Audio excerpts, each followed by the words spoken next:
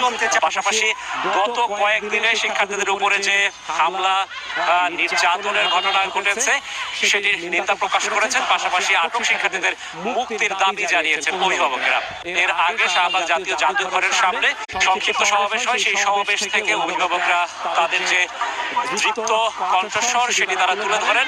তারা এই যে নির্যাতন নিপীড়ন তার তুমুল প্রতিবাদ জানান। আজকে প্রতিদিনের রাত নির্ঘুম কাটে, কখন আমার ছেলেকে নিয়ে যাবে, কখন আমাকে নিয়ে যাবে, আমরা রাস্তায় কিভাবে দাঁড়াবো, এই আতঙ্কের মধ্যে দিয়ে আমাদের প্রতিটা দিন অতিবাহিত হচ্ছে। যেন আমাদের ছেলেদের উপরে আর একটাও গুলি না করে, তাহলে তাদের যে পরিণতি হবে সেটা যেমন তাদের জন্য ভালো হবে না, দেশের জন্য ভালো হবে না। কোন রাজনৈতিক দলের সমর্থক হিসাবে এখানে উপস্থিত হয় নাই।